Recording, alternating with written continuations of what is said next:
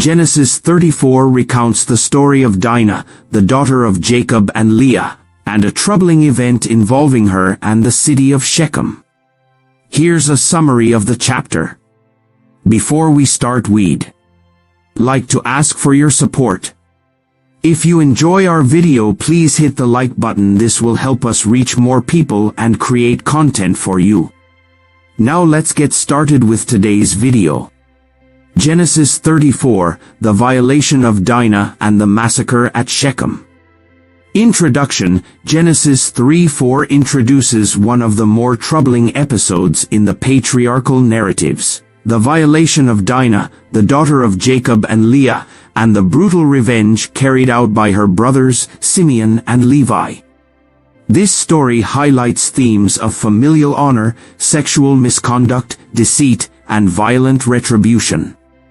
The chapter raises moral and ethical questions about justice, revenge, and the role of violence in addressing personal and familial wrongs. The setting and context.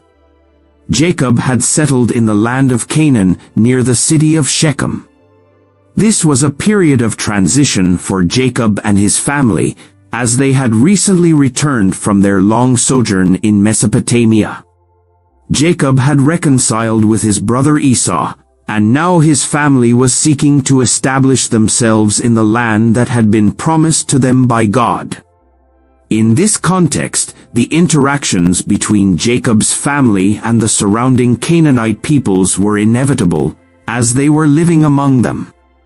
Verse 1, Dinah's visit to the women of the land.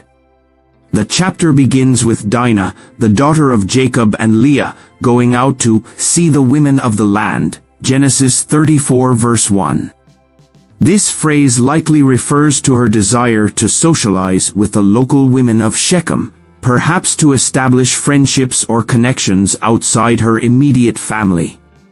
However, this seemingly innocent action sets the stage for the tragic events that follow. Verse 2, Shechem's crime. As Dinah is out, she catches the eye of Shechem, the son of Hamor, the Hivite prince of the land. The text says that Shechem seized her and lay with her and humiliated her, Genesis 34 verse 2. The language used here suggests that this was a violent act, often understood as a rape, though some scholars have debated the exact nature of the encounter.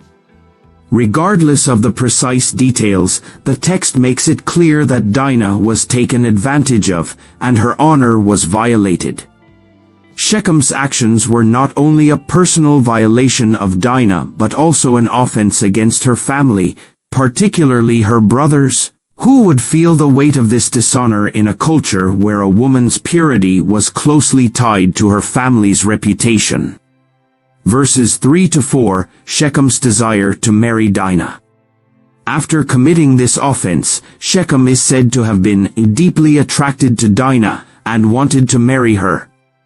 He spoke to his father, Hamor, and asked him to arrange for Dinah to become his wife. This sequence of events might seem contradictory to modern readers. How could a man who had just violated a woman now desire to marry her? In ancient Near Eastern cultures, however, marriage often followed such acts, particularly when the woman had been dishonored.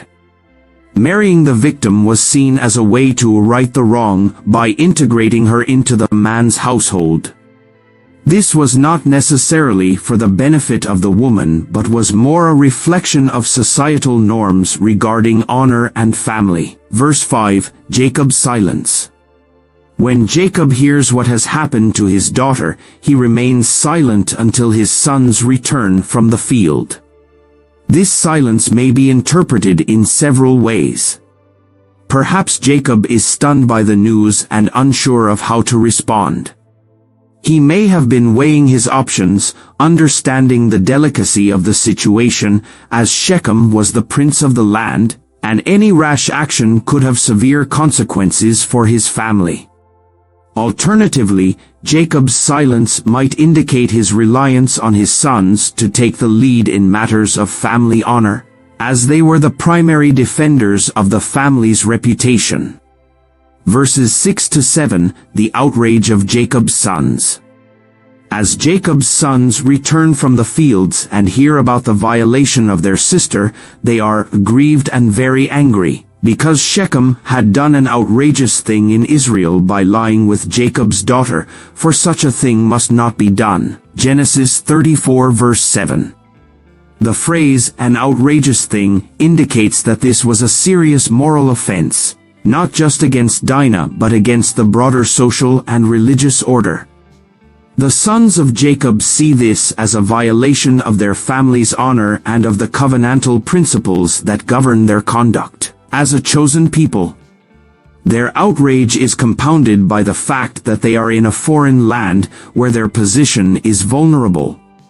For them, this was not just a personal affront but a threat to the integrity of their family's place in the land of Canaan. Verses 8 to 12, Hamor's proposal. Hamor, the father of Shechem, approaches Jacob and his sons to negotiate a marriage between Shechem and Dinah.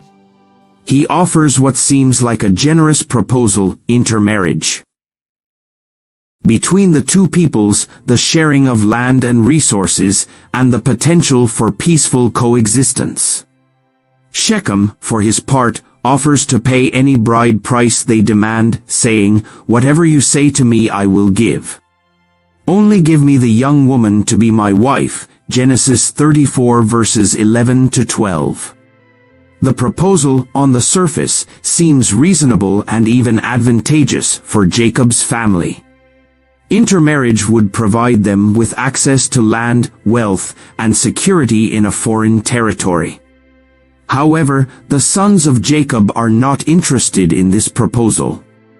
Their sister's honor has been violated, and no amount of wealth or intermarriage can compensate for that. The idea of blending their family with the people of Shechem is unthinkable to them, especially under these circumstances. Verses 13 to 17, the deceptive agreement. Jacob's sons, particularly Simeon and Levi, Dinah's full brothers, respond deceitfully to Hamor and Shechem. They propose a condition for the marriage: all the men of Shechem must be circumcised. They argue that they cannot give their sister in marriage to someone who is uncircumcised, as this would be a disgrace to their family. Circumcision, the sign of the covenant between God and Abraham's descendants, is here used as a tool of deceit.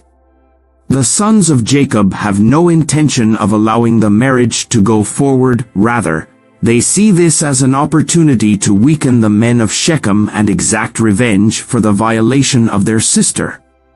The demand for circumcision would have been a significant one.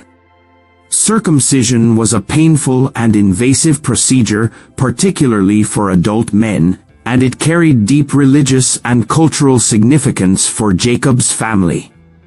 By requiring this of the men of Shechem, Jacob's sons are exploiting their own sacred right as a means of gaining the upper hand in a situation where they feel they have been wronged. Verses 18 to 24, Shechem and Hamor's enthusiasm.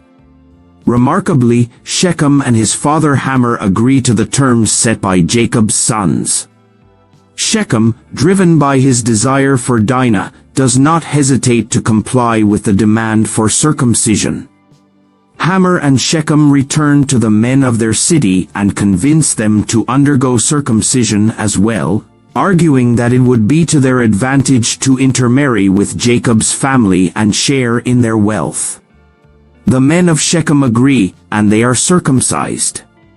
The ease with which Hamor and Shechem convince the men of their city to go along with this plan suggests that they saw tangible benefits in forming an alliance with Jacob's family. Perhaps they believed that intermarriage with this prosperous and growing family would lead to economic and political gain. Verses 25 to 29, the Massacre. On the third day after the circumcision, when the men of Shechem were still in pain and unable to defend themselves, Simeon and Levi took their swords, entered the city, and killed all the males, including Hamor and Shechem. They rescued Dinah from Shechem's house and plundered the city. The other sons of Jacob joined in the plundering, seizing the wealth of the city and taking the women and children as captives. This brutal act of revenge is shocking in its ferocity. Simeon and Levi's response to their sister's violation goes far beyond personal retribution. They annihilate an entire city. The massacre of Shechem raises profound ethical questions. Was this level of violence justified? Were they acting in defense of their family's honor, or was this an excessive act of vengeance that went beyond the wrong done to Dinah? Verses 30 to 31, Jacob's rebuke and Simeon and Levi's justification. After the massacre, Jacob rebukes Simeon and Levi, expressing fear that their actions will bring retaliation from the surrounding Canaanite and Perizzite tribes. He worries that his family, being few in number, will be vulnerable to attack. Jacob's concern is not necessarily about the morality of their actions but about the practical consequences. He fears that the violent destruction of Shechem will provoke a broader conflict that his family is ill-prepared to face. In response, Simeon and Levi defend their actions, saying, "Should he treat our sister like a prostitute?" Genesis 34 verse 31. To them, the violation of their sister justified their extreme actions, and they refuse to be ashamed of what they have done. For them, it was a matter of familial honor and justice. Please subscribe my YouTube channel. I hope you like this video. Thank you.